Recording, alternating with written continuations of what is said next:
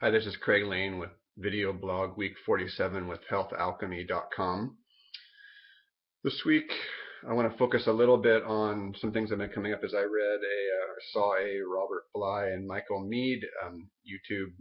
The links will be posted by the end of the year. I'm compiling a set of things right now about men's work and women's work and the men's movement and the women's movement. And today, I want to spend a couple of minutes just talking about.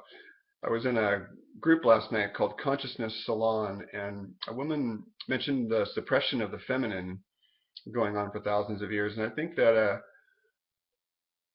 the women's movement, if we put women and feminine together, I will mention that we can put women and feminine together, we can put men and masculine together, but there are masculine women and there are feminine men. Just keep that in mind. This is language and vernacular here. That in the men's movement,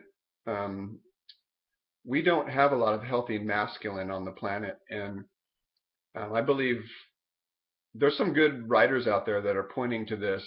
I believe Robert Bly, I believe the Mankind Project, and I believe Michael Mead's a good storyteller, and there are many, many other men who have been helping the men's movement, if you will, to bring about a healthy masculine in the world.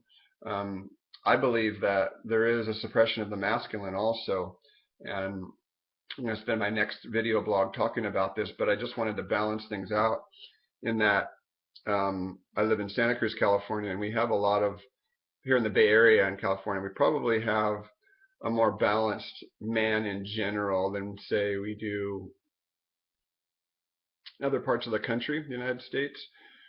And I believe the tribal man of old, the traditional man, thousands and thousands of years ago that lived in the tribe, is not where we can necessarily go back to. So I wouldn't say that the Aborigines in Australia or some of the last remnants of people living in isolation that haven't been corrupted by what some Native Americans would say the disease of the white man,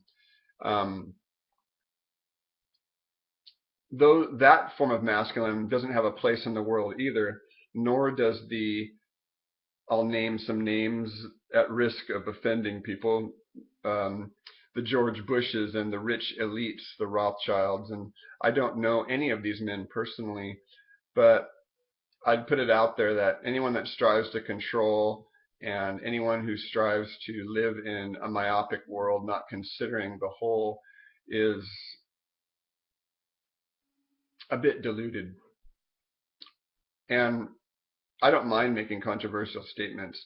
I just want wholeness and being in the field of health and healing and a more unified view. I don't know what the men who and women who are looking at the global things, how they base their decisions, but I do believe with all my heart they are not taking the whole in consideration. When I look around and I see chemicals spewing in the atmosphere, and I see weather manipulation, and I see HARP devices, and I see and read things, and the suppression of the information about Fukushima radiation. And I see movements like Thrive and companies like Monsanto and the rising corporatocracy, which would probably be a whole nother video blog. So I'm going to leave it at that right now and just open it up for discussion.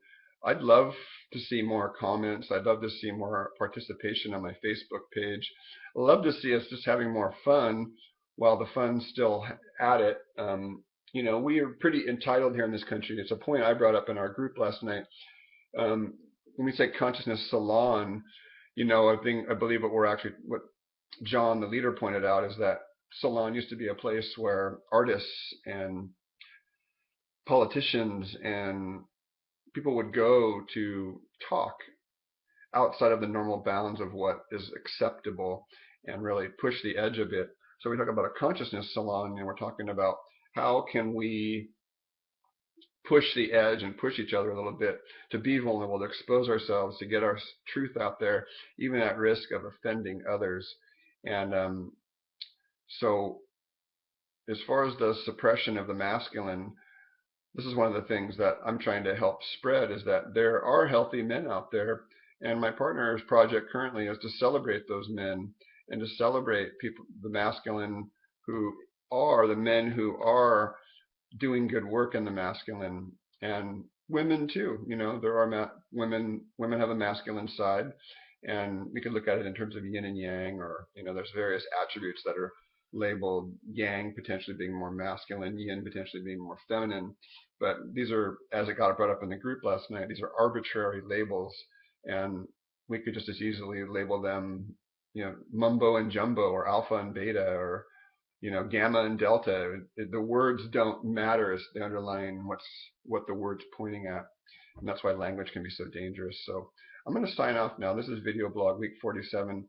A little bit of I'll judge to be a ramble, but I'll leave it at that.